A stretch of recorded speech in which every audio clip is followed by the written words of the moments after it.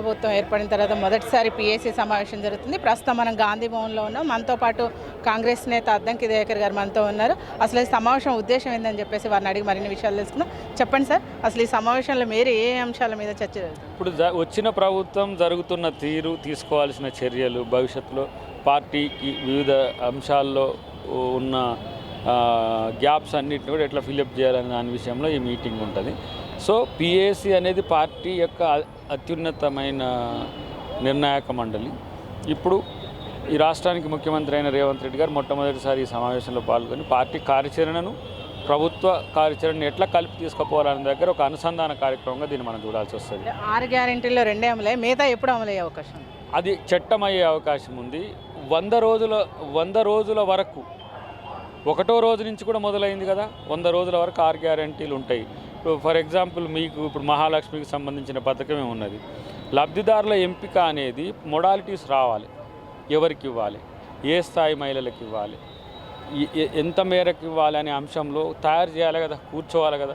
దానికి సంబంధించి all party నిర్ణయం తీసుకోవాలి, మహిళా లోకం ఎక్కడి నుంచి అంటుంది తీసుకోవాలి, సివిల్ సొసైటీ నుంచి తీసుకోవాలి. అవంతా ఏమి వీళ్ళు 10 రోజులకే మొత్తం 10 సంవత్సరాలు పరిపాలిస్తే లేదు, వీడు 10 రోజులకే కింద మీద అయిపోతున్నారు. ఎందుకో నాకు అర్థం కావట్లేదు. అన్నీ మీరేమో నిరాశ చెందనక్కర్లేదు. డెఫినెట్గా అన్ని పథకాలు సమర్థవంతంగా అమలవుతాయి. కేటీఆర్ కాంగ్రెస్ పార్టీకి ముందుంది రోజులు అని చెప్పేసి కామెంట్ చేస్తున్నారు, దీన్ని ఎలా చూస్తారు? ముందుంది వాళ్ళకా మాకా? ముందు రోజులున్నాయి వాళ్ళకా మాకా, ముసళ్ళ పండుగ వాళ్ళకా మాకా అని ప్రజలు తీరుతారు. మీలాగా నలుగురికే పరిమితమైన ప్రభుత్వం కాదు. ఇలా కాంగ్రెస్ ప్రభుత్వం వచ్చిందంటే ప్రజలందరూ నేను ముఖ్యమంత్రి అనుకుంటున్నారు. That is the beauty of the Congress party, that is the beauty of the democracy. ఈ రాష్ట్రంలో 6 గ్యారంటీలతో పాటు 7వ గ్యారంటీ ప్రజాస్వామ్యాన్ని ఇచ్చినాం. ప్రజలు అడిగే శక్తిని మరింత పెంచుతాం.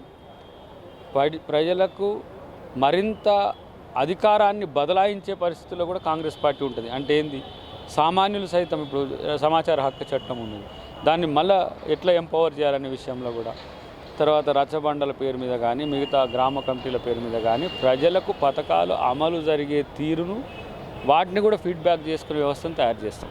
6 గ్యారెంటీలు అమలు చేయకపోతే కాంగ్రెస్ ప్రభుత్వం పడిపోతుందని ఒక ప్రచారం జరుగుతుంది, దీన్ని ఎలా చూస్తారు? ఎవడో పనికి మాలినోడు అంటూ ఉంటాడమ్మా, వాటిని మనం పట్టించుకోవద్దు, అది అవసరం లేదు. ప్రజలు ప్రేమించి ఎన్నుకున్నది ఇంకా 10-15 తగ్గినాయి, 10-15 తగ్గినాయి. రేపటి రోజున మళ్ళీ 2029 ఎలక్షన్స్కు, 28 ఎలక్షన్స్కు దాన్ని ఫుల్ఫిల్ చేస్తాం. ఎంపీ ఎలక్షన్స్లో 17కు 17 తేవడానికి ప్రయత్నం చేస్తాం. ప్రజలు ఎంత గౌరవిస్తే, అంత ప్రేమిస్తే అంత ఎక్కువ సీట్లు వస్తాయి. నీళ్లు నిధులు నియామకాల పేరుతో తెలంగాణ రాష్ట్రం ఏర్పడింది. నిరుద్యోగులు ఇప్పటివరకు అసంతృప్తిగా ఉంది 10 సంవత్సరాల నుంచి.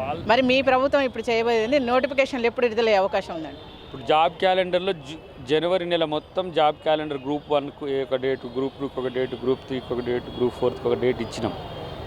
2 లక్షలు ఉన్నాయా, ఏవి ఉన్నాయా అనేది ఖాళీల వివరాలు డిపార్ట్మెంటల్ వైజ్గా వస్తాయి.